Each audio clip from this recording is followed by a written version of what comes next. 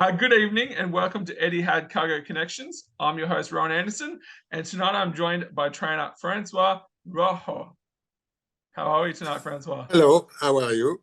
I'm good. I'm calling from Australia.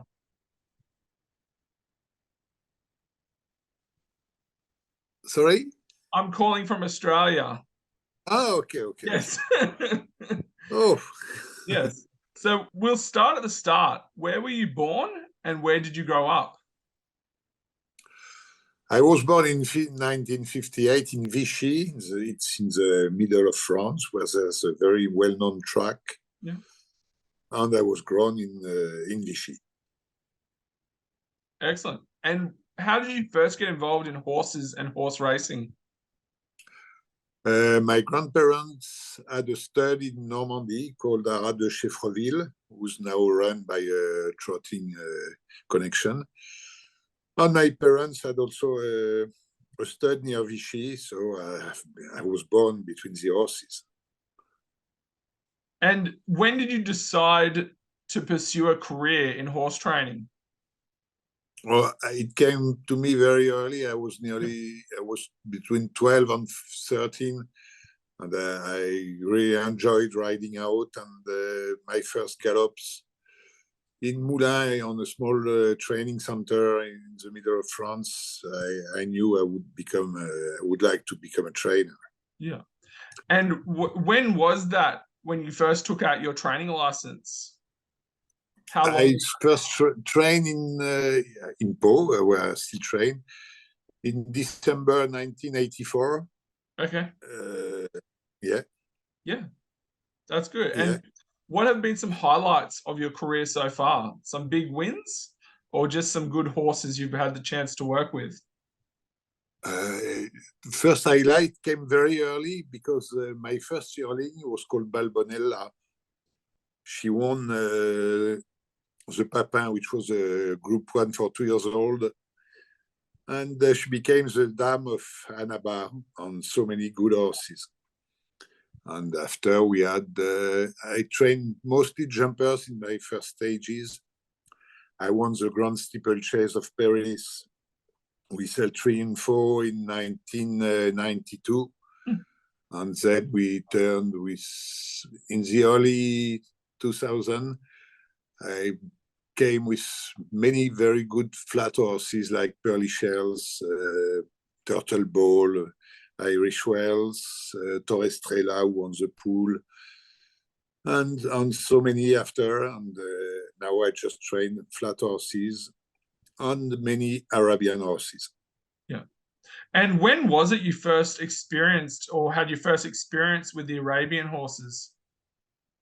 Oh, it came very early in 1991 or 2, when I met Sheikh Hamdan Al Maktoum, and he bought a horse for me, won many good races, and I started with him. He was my first Arabian owner. Yeah. And I trained many good horses for him, and I increased my number of Arabian horses because I always had some nice horses. And now we have nearly half the stable with Arabian. And how different is the training process when it comes to the differences between thoroughbreds and Arabians? I think Arabian are more intelligent than thoroughbred. And they teach you humility, you know. So you must make them happy, and they'll give you all what they have. They are very different from the first Arabian I trained. Now they are real race horses, real fighters, and it's a really good pleasure to train them. And as you said, a lot of people do say that they are very intelligent compared to their thoroughbred, competitors. And when you tell one, like with a thoroughbred, it's more like a machine, whereas an Arabian, when you tell it yes, it says no. And when you tell it no, it says yes. Would that be correct? No, but you must ask them to cooperate with you. Yeah. Thoroughbred, you can work them hard, and depends on each horse, of course. But I think my way of training suits them really. Yeah, the Arabian. and you have the 3 horses nominated for Saudi and Dubai. We'll just talk about those 3 at the moment. The first, Djatar, ran in the Group 1 Dual Crown. Before that, the Qatar Arabian World Cup, finishing 3rd. Tell us a little bit about him and what his program going forward looks like. Jafar came to me last year from Qatar, from Doha, and with the objective to run in Longchamp. And his prep came quite nicely. He ran well in Goodwood, showing big improvement. And even if we had a slight problem in early September, we missed the prep in Longchamp, but he was perfect for the big day. And with Christoph Soumya, he showed another form. He came in the best 10 horses in the world. And he's amazing. He's a lovely horse with a lot of temperament, but he gives his best every time. And we decided with the owner to run in Saudi better than the big one in Doha, because the distance in Doha is a bit too long for him. He's a real 10 furlong horse, so he'll be suited by the track in Saudi. So will he be running in the Al Manifa or the Abaya Arabian Classic? He runs he runs on Fridays, the Al Manifa. Yeah. And the next horse you have is Moshrif, Group 1 winner, French Arabian Breeders' Challenge in October, winning by half a length, as well as a Group 1 in the Qatar Arabian Stakes in 2021. Tell us a little bit about him, how he came to you, and what his program looks like. Moshrif was first owned by Sheikh Hamdan before his death, and he was sold in the Arabian sale before the Arc to Mr. Al-Kuari, who bought him a nice price, and he won the day after the Group 1 in Saint Cloud. And I trained his brother Murakib, who was a champion, and Moshrif showed he won his last 6 races, and he's a real good horse. He stays a lot, and but he runs in Doha on Saturday, the Amir Sword. The change of program, he was due to run the Al Mnefa, but the owner who's from Doha said, I prefer to see him in Doha. So you won't see him in Saudi, and but he's a very, very nice horse. So he's nice in the Amir Sword? Yeah, he runs the Amir Sword, on Saturday. Yeah, and then the third, Samla, he last year won the Qatar Derby Arab Stakes Group 1, as well as the year before the Group 1 Arabian Cup Pure Arab. Tell us a little bit about him and if we'll see him in Saudi or Qatar. He runs Obaya on Saturday, next Saturday in Saudi. He is a very, very nice horse, very good looking horse. He can run from 1 mile to 1.25 miles. He's a good horse. He's very sound. He's always happy.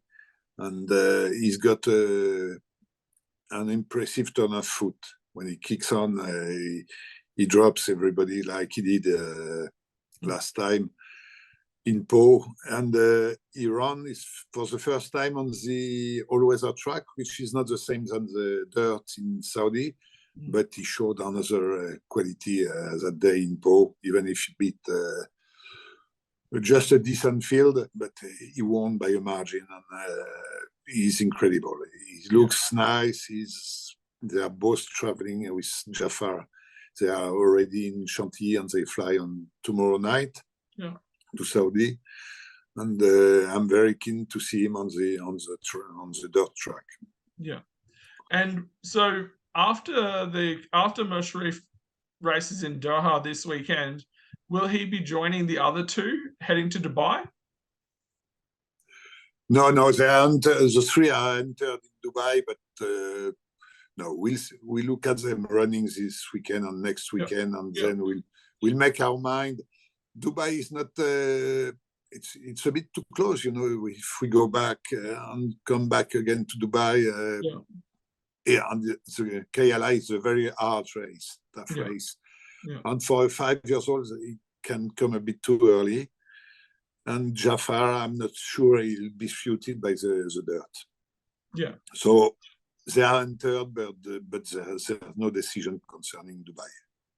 So it'd be a case of seeing them run, as you said, in Doha and Riyadh, and then seeing how they progress and come out of those races, and then planning Dubai depending on those performances.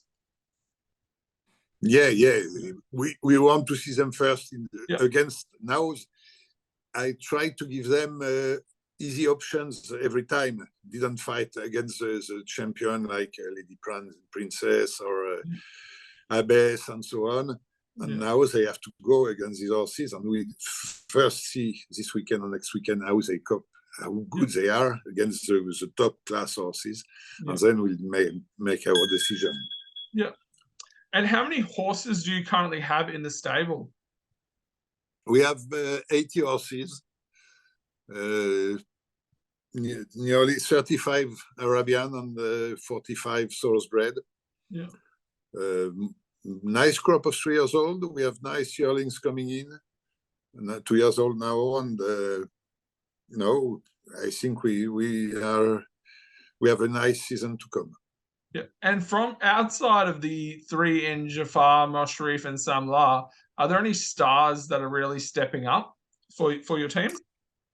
I have 2 fillies, 3 years old fillies who won last year. I'm not very hard with my 2 years old, and when I have a 2 years old winning in Deauville, it means he's a good one. Brisbane did it. She's a Zelzal filly.